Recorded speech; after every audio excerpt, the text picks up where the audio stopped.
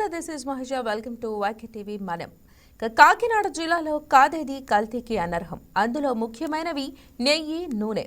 కాకినాడ జిల్లాలో కల్తీ నెయ్యి, కల్తీ నూనె తయారీ కేంద్రాలు తరచుగా పట్టుబడటమే ఇందుకు ఉదాహరణ.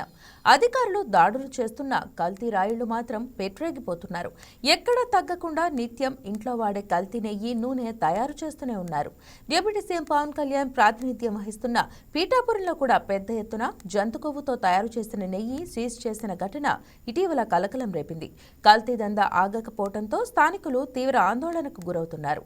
కాకినాడ జిల్లాలో సాగుతున్న నూనె, నెయ్యి అక్రమార్కులకు పోలీసులు అడ్డుకట్ట వేయలేకపోవడంతో విమర్శలు వెల్లువెత్తుతున్నాయి. ఇక ఇదే అంశం మీద మనతో మాట్లాడడానికి ఈరోజు డిస్కషన్ లో మనతో ఉన్నారు గణపతి గోశాల నిర్వాహకులు, అదేవిధంగా గోపాల్ యానిమల్ రెస్క్యూ ఆర్గనైజేషన్. ఇద్దరితో కూడా మాట్లాడేద్దాం.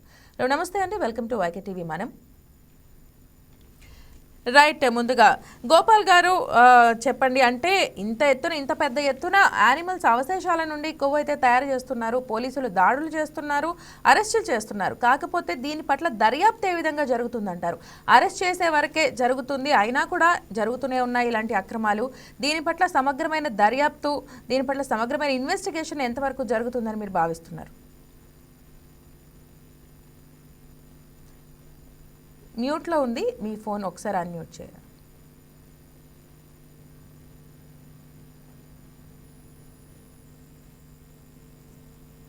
హలో, రైట్, నమస్తే అండి.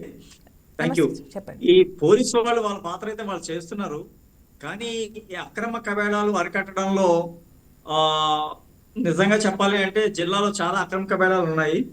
ఈ రీసెంట్ గా ఈ ఎస్పీ గారు వచ్చిన తర్వాత చాలా మటుకు కంట్రోల్ అయినాయి, కానీ అరెస్ట్ చేసిన వాళ్ళే మళ్ళీ మళ్ళీ ప్లేస్లు మార్చి రకరకాలుగా చేయడం, ఆ పశు వ్యర్థాలన్నిటితోటి ఇలాంటి కొవ్వు పదార్థాలు తయారు చేయడం అనేది పరిపాటి అయిపోయింది. అంటే ఇంకొక ముఖ్య విషయం ఏంటంటే 7 సంవత్సరాల కంటే శిక్ష తక్కువ ఉన్న వాళ్ళని అరెస్ట్ చేయకూడదు, జైల్లో పెట్టకూడదు అనే రూల్ ఉంది. కాబట్టి వీళ్ళు బయటకు వచ్చి మళ్ళీ ఎలా లాభంగా ఈ వ్యాపారాలు చేస్తూ ఉంటున్నారు. రైట్, సరే, ఒకసారి గణపతి గారితో కూడా మాట్లాడదాం. గణపతి గారు, అంటే ఈ జంతు ప్రేమికులు ఎవరైతే ఉన్నారో, కొందరు జంతు ప్రేమికులని ముసుగులో కూడా డైరెక్ట్గా గుజరాత్లో కొన్ని ప్రాంతాల్లో కబేళా వాళ్ళకి గో సంరక్షణ సమితి వాళ్ళకి కూడా సంబంధాలు ఉన్నాయని కూడా వార్తలు వచ్చాయి. దీని పట్ల మీరు ఏ విధంగా దీన్ని ఎలా చూస్తారు? ఖచ్చితంగా మేడం, ఖచ్చితంగా అలాంటివి కూడా ఎక్కువగా జరుగుతున్నాయి. అంటే గోశాలలకి ఉండవండి, ఈ టైపు వ్యాపారం చేసే వాళ్ళు ప్రత్యేకంగా గోశాల అనేది కూడా వాళ్ళు క్రియేట్ చేసుకోవడం జరుగుతుంది. అంతే తప్ప గోశాల నిర్వాహకులు ఇలాంటివి చేయరండి. జంతువు మీద ప్రేమ ఉన్న వాళ్ళు కూడా ఇలా చేయరు. తర్వాత కల్తీ నెయ్యి అనేది ఖచ్చితంగా, అంటే ఇందులో ఫుడ్ సేఫ్టీ ఆఫీసర్ల నిర్లక్ష్యం అయితే మాత్రం పక్కాగా ఉంది మేడం. వీళ్ళ ముందు ఏమంటారంటే అది ఏమైనా వండడం మీరు చూసారా, కనీసం వచ్చి విచారణ జరిపి దిశగా కూడా వాళ్ళ ప్రయత్నం చెయ్యరు ఖచ్చితంగా. అయితే అది వంటకు వాడుతున్నారా అంటారు. పక్కన మన ఇంట్లో ఉన్న ఆయిల్ కూడా వెంటనే వంట వాడడం కదండి, పక్కన స్టోర్ చేస్తాం. అది అవసరం వచ్చినప్పుడు మాత్రమే కిచెన్ లో యూజ్ చేయడం జరిగింది. ఇది అలాగే ఖచ్చితంగా దాని మీద లేబుల్స్ వంట నూనె అని రాసున్నప్పుడు కూడా కనీసం వచ్చి వంట నూనె ఎందుకు రాశారని ప్రశ్నించడానికి కూడా ఫుడ్ సేఫ్టీ అధికారులు సిద్ధంగా లేరు. కేవలం ఇది ఫుడ్ సేఫ్టీ అధికారుల నిర్లక్ష్యం ఒక భాగం అయితే, రెండో భాగం జిల్లాలో కబేళాలు పెరిగిపోయాయి. ఏదైనా ఒక వ్యవస్థలో ఎక్కడైనా ఏదైనా పెరిగినప్పుడు దాని చుట్టూరు దానికి సంబంధించిన వ్యవస్థ అంతా మొదలవుతూ ఉంటది. ఉదాహరణకి బెల్లం చుట్టూ చీమలు చేరినట్టు అక్కడ కబేళా జరుగుతుంది. కబేళా దగ్గర నుంచి వేస్ట్ కొవ్వు ఏర్పడుతుంది, అంటే అక్కడికి వెళ్ళిపోతే వేస్ట్ కొవ్వు ఎక్కువ దొరికిద్ది. ఆ కొవ్వును కరగబెట్టి నూనె తయారు చేయొచ్చు. ఇలాగ ఖచ్చితంగా కబేళా ఎక్కడైతే ఏర్పడుతుందో దాని చుట్టూరు చీమలు చేరతాయండి. కాకినాడ జిల్లాలో అత్యధికంగా కబేళాలు ఎక్కువైపోయాయి. అయితే మన ఒక్క పోలీసు వ్యవస్థ ఒకటే పనిచేస్తుందండి. అంటే పోలీసులు ప్రతి దాంట్లోని ఇన్వాల్వ్ అవుతారు కాబట్టి ప్రతి వ్యవస్థలో పోలీసుని ఒక్కరినే ఇన్వాల్వ్ చేస్తున్నారు తప్పండి యానిమల్ హస్బెండరీ పని చేయట్లేదు మేడం. యానిమల్ హస్బెండరీ పనిచేసి ఇది పనిచేసి ఆవా, ఇది పనిచేసి గేదా అనేది కనీసం మినిమం డాక్టర్ సర్టిఫికెట్ లేవు, అన్ని ఫేక్ సర్టిఫికెట్లే. దాని మీద వివరణ లేదండి, ఆర్టీఓ వెరిఫికేషన్ లేదండి. వ్యవస్థ గుడ్డు ముందు పుట్టిందా కోడి ముందు పుట్టిందా అనే విధంగా ఉందండి. వ్యవస్థలో లోపాలే ఈ రోజు ఈ కల్తీ నెయ్యి, కల్తీ ఎందుకంటే కార్తీక మాసంలో ఆవునిగా ఎంతో మంది శ్రీమూర్తులు, ఎంతో మంది ఆ దీపారాధన ఎంతో భక్తితో పొద్దున్నే తలస్నానం చేసి కార్తీక మాసం అంటే 4 గంటలు లేచి ఆవు కొవ్వుతో ఒత్తిరిగించిన పరిస్థితి అయితే కాకినాడ జిల్లా కదండి, రాష్ట్ర వ్యాప్తంగా ఉంది. అయితే గోశాల నిర్వాహకులు ఇలా చేయరు. వీళ్ళు దొంగ వ్యాపారం చేసే వాళ్ళు ఎవరైతే ఉన్నారో వాళ్ళ గోశాలు నిర్మిస్తున్నారు, అంటే సర్టిఫికెట్ వరకు ఎస్, పేరుకి గోశాల పేరు పెట్టుకొని వారు ఈ దందాన్ని నిర్వహిస్తున్నారని మీరు అంటున్నారు. అవును మేడం, అవునండి. Yes yes right. అంటే ఇప్పుడు మనం చూస్తున్నట్లయితే నిర్వీర్యమైపోయిన ఆవు వేరు, అంటే ఒడ్డుపోయిన ఆవు, సహజంగా మరణించిన ఆవు అయితే వేరు. కావాలని ఈ దందా కోసమే ప్రత్యేకంగా గోవుల్ని తరలిస్తున్నారని ఆ విషయంలో మీరు ఎలా భావిస్తున్నారు? మీరు వేసి విజువల్స్ లో చూడండి మేడం, ఎంత హ్యాపీగా ఉన్నాయో. ఇలాంటి వాటిలు కూడా డాక్టర్ల పర్యవేక్షణ లోపం మేడం. ఖచ్చితంగా ఇందులో ఒకటని కాదండి, ముందు ఆ పశువు పనిచేస్తుందా లేదా అని చెప్పవలసిన బాధ్యత వెటర్నరీ డిపార్ట్మెంట్కి ఉంది. ఏదైనా క్యాటిల్స్ సంతలో, ఐ మీన్ క్యాటిల్ సంతలో అంటే పశువుల సంతలో ఎవరైనా డాక్టర్ అక్కడ ఉంటున్నారా? ఏదో నామక ఏదో ఒక అరగంట ఏదో హాజరేయించుకుని వచ్చేయడానికే తప్ప అక్కడ పర్యవేక్షణ అయితే లేదండి. పర్యవేక్షణ లోపం. ఇదే అంశం ఖచ్చితంగా అక్కడ డాక్టర్ ఉంటారండి. డాక్టర్ ఉంటే ఇది పనిచేసి యానిమల్ అంటారు, కనీసం 100 ఆపకపోవచ్చు, 10 ఆటలు సేవ్ చేస్తారు కదా, ఆ 10 సేవ్ చేయడానికి కూడా వ్యవస్థ అయితే లేదండి. పోలీసులు మాత్రమే అహర్నెస్ లో కష్టపడుతున్నారు, యానిమల్ హస్బెండరీ లేదు. మెయిన్ యానిమల్ హస్బెండరీ ఇక్కడ 2 ఉన్నాయి మేడం, 2 సబ్జెక్టులు. ఒకటి మన గోమాతను కాపాడుకోవడం, గోవులను కాపాడుకోవడం. సెంట్రల్ గవర్నమెంట్ ఎన్నో పథకాలు ఇస్తుందండి. ఒకటి ఏమని, పశువులు పెంచండి, పశువు గడ్డికి సబ్సిడీ, అలాగే షెడ్ వేసుకోండి, షెడ్కి సబ్సిడీ. మినీ గోకులం అని ఈ మధ్యకాలంలో ఇంచుమించులో రాష్ట్ర ప్రభుత్వం కేంద్ర ప్రభుత్వం కలిసి ఇంచుమించు 15,000 గోశాలను నిర్మించేయండి. అంటే ప్రతి ఆవుని గేదెని పెంచండి, పశువుని పెంచండి, పాడి సొంత పాడి అంటే ఐ మీన్ కల్తీ లేని పాడి రావాలి, పిల్లలకు ఆరోగ్యమైన పాలు ఇవ్వాలని రాష్ట్ర ప్రభుత్వం కేంద్ర ప్రభుత్వం ఎన్నో కృషి చేస్తుంటే ఈ గోవుల్ని ఈ విధంగా అక్రమాలు జరుగుతున్నాయి. ఖచ్చితంగా దీని పట్ల ఒకసారి మనం డిస్కషన్ కంటిన్యూ చేద్దాము. మీరు లైన్లోనే ఉండండి. దీని గురించి మరింత సమాచారం కాకినాడ నుంచి మా స్పెషల్ కరెస్పాండెంట్ నానాజీ అందిస్తారు.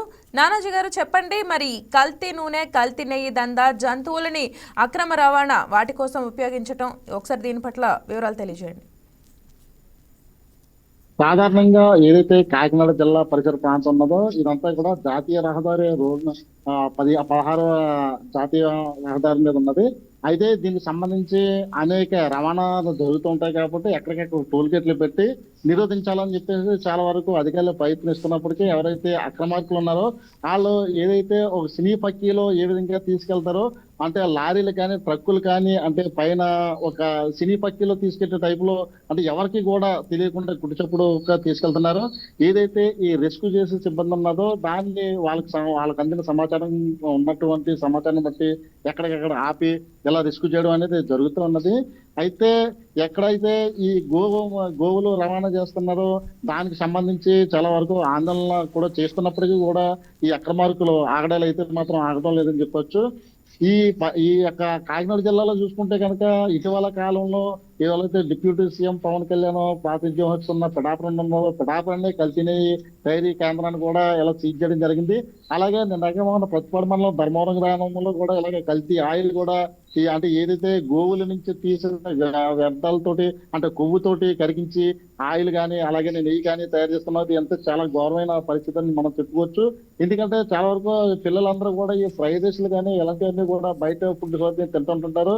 అంటే వాళ్ళు ఏదైతే వాళ్ళకి రాబడే ధ్యేయంగా వాళ్ళు పనిచేస్తూ ఉంటారు కాబట్టి వాళ్ళు ఎక్కడికి అమ్ముతారు ఎలా అమ్ముతారు అన్నది కూడా మనకు తెలీదు. దీని మీద ఫుడ్ ఇన్స్పెక్టర్లు కానీ వీళ్ళు కానీ చాలా హాస్యాస్పదం ఏంటంటే ఉమ్మడి తూర్పుగోదావరి జిల్లాలో అన్నది అంటే ఈ ఫుడ్ కి సంబంధించిన అధికారులు విడదీయకపోవడము, వీళ్ళు ఈ జిల్లా నుంచి ఆ జిల్లాకి ఆ జిల్లా నుంచి ఈ జిల్లాకి వెళ్ళడంతో సహా ఎక్కడైతే మనకు ఫుడ్ కి సంబంధించిన ఏదైనా కంప్లైంట్ ఇచ్చినప్పటికీ కూడా సకాలంలో అధికారులు కూడా తనిఖీలు చేయకపోవడం అనేది దీని మైనస్ గా చెప్పుకోవచ్చు. ఎందుకంటే ఈ ఒక అధికారులేమో తక్కువ మంది, ఎలాగైతే ఏదైతే కంప్లైంట్ ఇస్తారో కంప్లైంట్లు కూడా సరిగా స్పందించకపోవడం, దీనికి సంబంధించి వాళ్ళు ఏదైతే పొలిటికల్ ఉన్నదో పొలిటికల్ కూడా దాన్ని అంటే వాళ్ళకి సంబంధించిన ఎంకరేజ్ చేయడం అనేది జరుగుతూ ఉన్నదని మనం చెప్పుకోవచ్చు. అయితే ఎక్కడికెక్కడ ఎలాంటి ఇప్పుడు ఎవరైతే హిందుత్వానికి సంబంధించిన అవి ఉన్నాయో ఆర్ఎస్ కానీ లేదంటే వీళ్ళతో సహా ఎవరైతే భక్తిగా ఉన్నారో నార్మల్ ప్రజలు కూడా ఎక్కడికెక్కడ ఆపడానికి ప్రయత్నాలు చేస్తున్నప్పటికీ కూడా ఖచ్చితంగా కొంతమంది దీని వెనకాలండి అంటే పెద్దల ఆస్తిగా ఉండి నడిపిస్తున్నారని మనం చెప్పుకోవచ్చు. ఈ యొక్క గోవులు తరలింపులు కానీ అక్రమ తరలింపులు కానీ అలాగనే ఈ యొక్క కల్తీ నెయ్యి కానీ లేదంటే కల్తీ ఆయిల్ కానీ దీనికి సంబంధించి ఒక కమిటీ అనేది అంటే జిల్లా స్థాయిలో ఒక ప్రత్యేకమైన కమిటీ అనేది వేసి దానికి సంబంధించిన విజిలెన్స్ కూడా ఎప్పటికప్పుడు మానిటరింగ్ చేసి అలాగనే ఎక్కడికెక్కడ వాళ్ళకున్న సమాచారం బట్టి దాడులు చేస్తే కనుక ఇదివరకు ఎలాగైతే సారా బట్టీలు కానీ ఏ విధంగా దాడులు చేసి వాళ్ళకి పట్టుకున్నారో అదే విధంగా ఇలాంటి దాడులు చేస్తే కనుక ఈ అరికట్టవచ్చు అనేది మనం చెప్పుకోవచ్చు. Right Nanaji, thank you. Right, ఒకసారి మనం మాట్లాడదాము గెస్ట్తో. గోపాల్ గారు మేడం, ఇప్పుడు సార్ చెప్పండి. ఈ పశువుల సంతలు ఉన్నాయి కదండి, yes. ఈ పశువుల సంతల్లో మన కాకినాడ జిల్లా కానీ ఉభయ గోదావరి జిల్లాలో కానీ చూసుకుంటే సంతల్లో విచ్చలవిడిగా ఈ పశువుల రవాణా జరుగుతుంది. ఎందుకంటే పిఠాపురం సంత చూసుకుందాం మా కాకినాడ జిల్లాలో, అక్కడ GOMS నెంబర్ 23 అని యానిమల్ హస్బెండరీ డిపార్ట్మెంట్ వాళ్ళు ఒక జియో రిలీజ్ చేశారు 2015 అక్టోబర్ 1వ తారీఖున. ఆ జియో ప్రకారంగా ప్రతి సంతకి కూడా ఒక కమిటీ అనేది ఉండాలి. ఆ కమిటీకి హెడ్ మున్సిపల్ ఎవరైతే రన్ చేస్తారంటే పంచాయతీ వాళ్ళు రన్ చేస్తే పంచాయతీ వాళ్ళు హెడ్ గా ఉంటారు, మున్సిపాలిటీ అయితే మున్సిపల్ కమిషనర్ హెడ్ గా ఉంటారు. దాంట్లో ఒక ట్రాన్స్పోర్ట్ మినిస్టర్, ట్రాన్స్పోర్ట్ ఎంప్లాయీ ఉంటారు, ఒక MRO ఉంటారు, ఒక స్టేషన్ హౌస్ ఆఫీసర్ ఉంటారు, యానిమల్ హస్బెండరీ వాళ్ళు ఉంటారు, ఒక SPCA నుంచి ఒక ప్రాతినిధ్యం వహించే వాళ్ళు ఉంటారు. కాకపోతే ఏంటంటే ఈ కమిటీలు ఏవి కూడా కాన్స్టిట్యూషన్ లో లేవు, ఏవి అమల్లో లేవు. దాని కారణంగా పశువులు విచ్చలవిడిగా సంతల నుంచి కవేళాలకు వెళ్ళిపోతున్నాయి. రెండోది, ఇప్పుడు ఇందాక మీ నానాజీ గారు చెప్పినట్టు ఈ రవాణా అవుతున్న యానిమల్స్ ఒకవేళ పోలీసు వారు కష్టపడి పట్టుకున్నప్పటికీ కూడా ఈ పశువులు పెట్టే పరిస్థితి లేదు ఎక్కడ. ఈ ప్రైవేట్ గోశాలలో పెట్టడం వల్ల ఏమవుతుందంటే ఈ రోజు ఒక పశువుని మేపాలంటే చాలా కష్టతరమైన పని. ఎందుకంటే అన్ని మిషన్లు వచ్చేసినాయి, వరి కోత అంతా కూడా మిషన్ మీద కట్ అయిపోతుంది, అది నిల్వ ఉండట్లేదు. At the same time labour problem.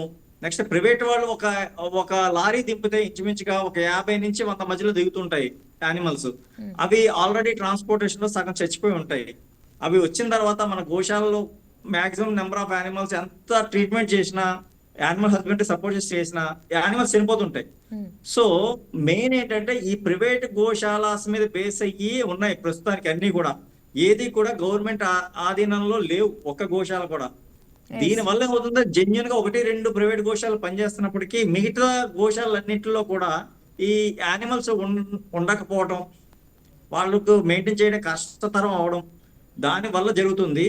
Actual గా 2001లో సెంట్రల్ గవర్నమెంట్ ఒక నోటిఫికేషన్ విడుదల చేసింది. ప్రతి జిల్లాకి 5 ఎకరాల స్థలంతో జిల్లా కలెక్టర్ గారు హెడ్ గా ఉండి, చైర్పర్సన్ గా ఉండి యానిమల్ షెల్టర్స్ పెట్టమని ఇచ్చింది ఒక నోటిఫికేషన్. కానీ 25 సంవత్సరాలు గడిచినప్పటికీ కూడా ఏ జిల్లాలో కూడా, మన రాష్ట్రంలో ఏ జిల్లాలో కూడా 26 జిల్లాల్లో ఏ జిల్లాల్లో కూడా ఒక గవర్నమెంట్ గోశాల కూడా లేదు.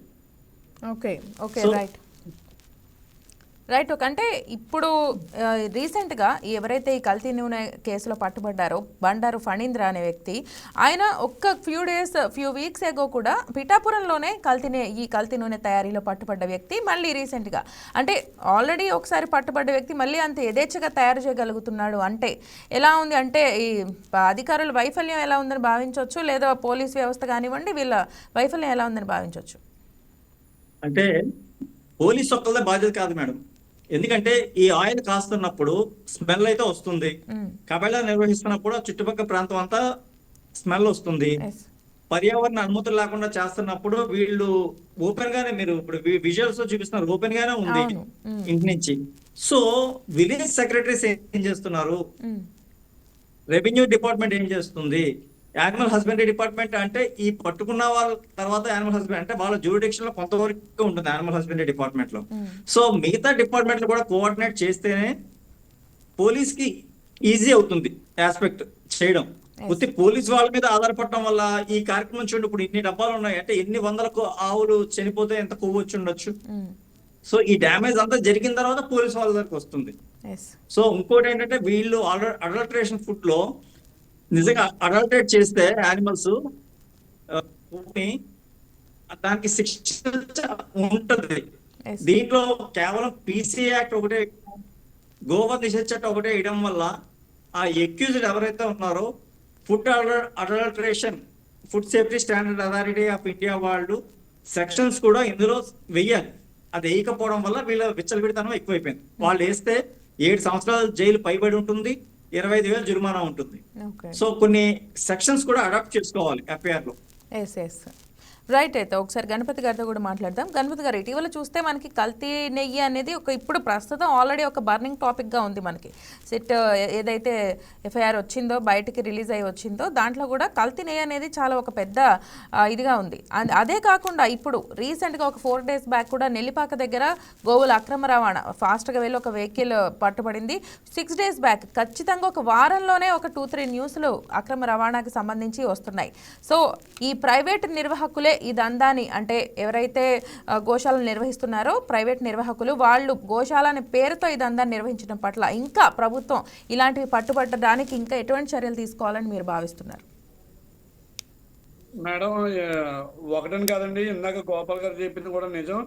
అదే ఇక్కడ కాకినాడ జిల్లాలో ముఖ్యంగా ఒక డిపార్ట్మెంటే దీని మీద పనిచేస్తుంది. ఉన్న డిపార్ట్మెంట్ కూడా యాక్టివ్ అవ్వాలి. గో అక్రమ రవాణా అనేది విచ్చలవిడిగా జరుగుతుంది. ఒకటని కాదండి, 1-2 కాదు, రోజుకు 100లో వెళ్తాయి. కానీ 1-2 పట్టుకుని అది మాత్రమే ఇది జరుగుతుంది అన్నారు. యాక్చువల్గా గోవులు పట్టుకోవాల్సిన బాధ్యత పోలీసులు ఒకరిదే కాదండి, ప్రత్యేకంగా యానిమల్ హస్బెండరీ ఒక డిపార్ట్మెంట్ అంటూ ఉంది. ఆ డిపార్ట్మెంట్ రోడ్డు మీదకి ఎక్కి ఏదైనా ఒక కేసు అయినా నమోదు చేసిందా, ఇప్పటికొచ్చి వాళ్ళు ఎందుకు చర్యలు తీసుకోవడం లేదు, ఓన్లీ ఒక పోలీసు వ్యవస్థని ఎందుకు రోడ్డు ఎక్కిస్తున్నారు, ఉన్న డిపార్ట్మెంట్స్ పని చేయవా? ఒకటి కాదండి, అందరూ పని చేస్తేనే ఈ వ్యవస్థని. ఇప్పుడు గోవుని మనం తల్లితో పోలుస్తూ ఉంటాం, కానీ ఆ గోవుని కాపాడుకోవడానికి, ఆ తల్లిని కాపాడడానికి ఒకరు కూడా రావట్లేదు. అందరూ చెప్పడానికి సూక్తులు బాగానే చెప్తున్నారు, కానీ ఒకరు కూడా దాని మీద ఇచ్చేయట్లేదు. ఇందాక గోపాల్ గారు చెప్పారండి, GOMS నెంబర్ 23 అంటే సంతల్లోనే దీన్ని కంట్రోల్ చేసేయచ్చు. GOMS నెంబర్ 23 చేస్తే ఎవరో రోడ్డు ఎక్కి ఈ గోవు ప్రేమికులు కానీ లేదంటే ఇల్లీగల్ వ్యాపారస్తులు కానీ రోడ్డు ఎక్కవలసిన అవసరం ఉండదు మేడం. నాకు తెలుసుండి GOMS నెంబర్ 23 అమలు చేస్తే. రైట్. ఒక గోవుని తరలించినప్పుడు కేవలం అది ఒక నూనె నెయ్యే కాదు కదండి, అంటే ఇంకా ఎన్ని రకాలుగా ఒక గోవుని దాని అవశేషాలను ఉపయోగించే ఛాన్స్ ఉంటుంది? చాలా రకాలుగా చేస్తారండి. అయితే మెయిన్ ఈ నూనె డైరెక్ట్గా ఆయిల్ అనేది బ్యాడ్. అసలు మామూలుగా ఇప్పుడున్న డాక్టర్లు అయితే ఆయిల్ తగ్గించమని చెప్తున్నారు. అలాంటిది ఈ జంతు చర్మాల నుంచి తీసిన ఫ్యాట్ నుంచి వచ్చేదండి. అంటే టు బి బాగా ఎక్కువ హైయెస్ట్ కొలెస్ట్రాల్ ఫ్యాట్ అండి అది.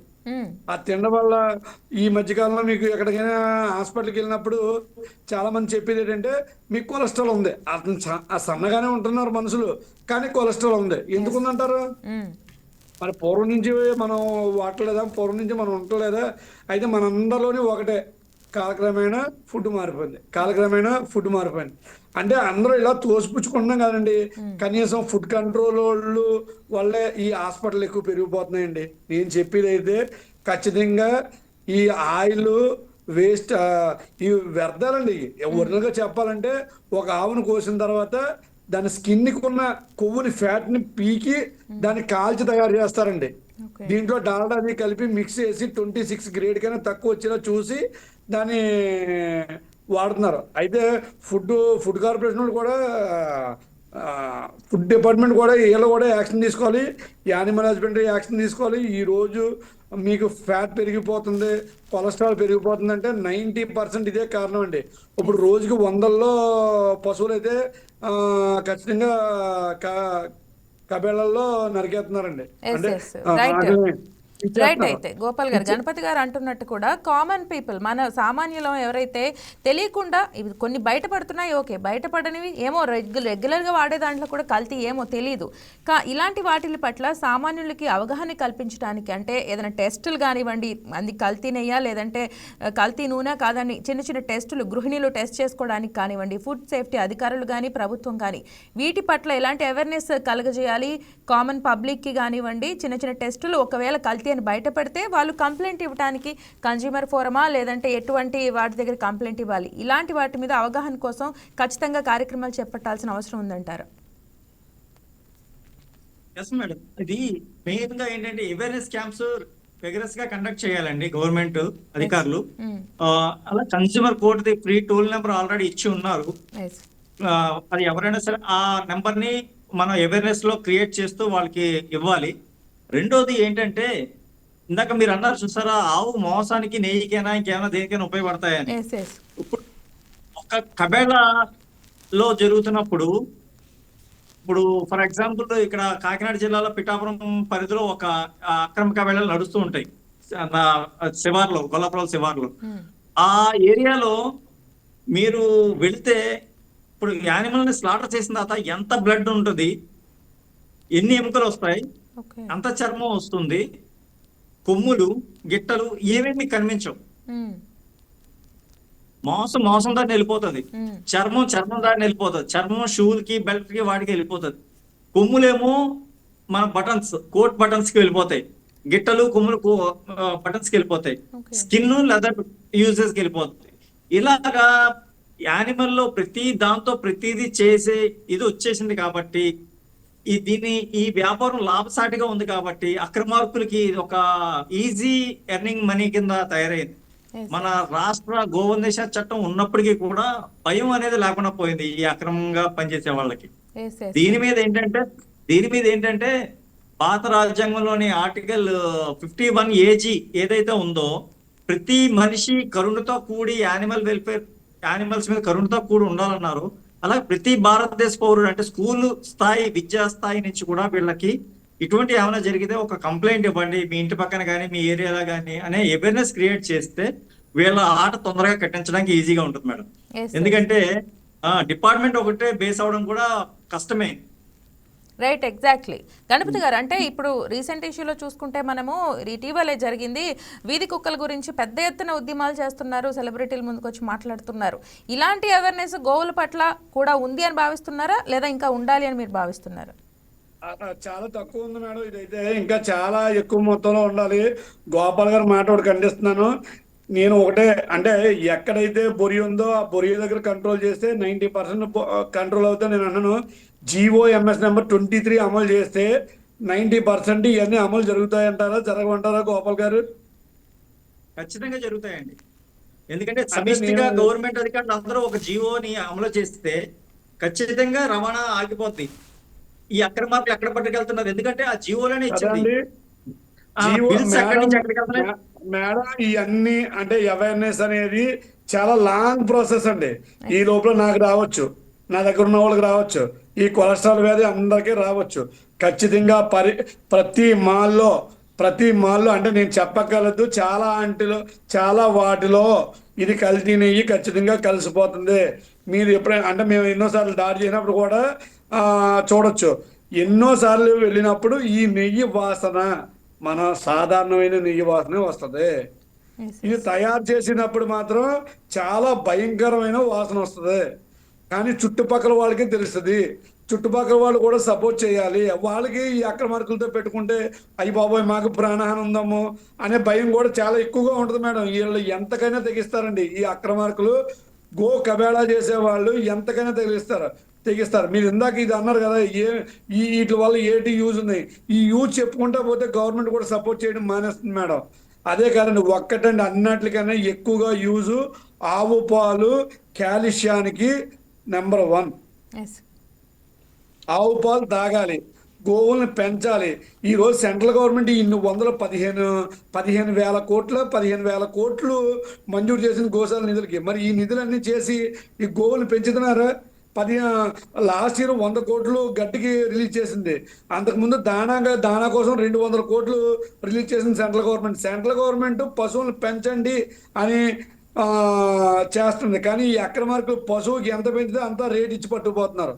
కనీసం కబేళాలో GOMS నెంబర్ 23 అమలు చేస్తే అన్ని అందులోకి వచ్చేస్తాయి మేడం. ఒకటి, ఎక్కడైతే గోవు సంత నుంచి అమ్మకం జరిగిద్దో అక్కడ GOMS నెంబర్ 23 అమలు చేస్తే ప్రత్యేకంగా పశువులన్నీ కూడా సంత నుంచి మాత్రమే ఎక్కువ 90% బేరాలు జరుగుతాయి. అక్కడి నుంచి రైతులు కొనుగోలు చేశారా, లేదా కబేళా వ్యాపారస్తులు కొనుగోలు చేశారా, లేదా వాళ్ళ మధ్యవర్తులు కొనుగోలు చేశారా అని తెలియాలంటే ఓన్లీ ఒక కేర్ ఆఫ్ అడ్రస్ సంత. ఆ సంతలో GOMS నెంబర్ 23 అమలు చేస్తే 90% అన్ని కంట్రోల్ అయిపోతాయండి. Right, exactly 99%.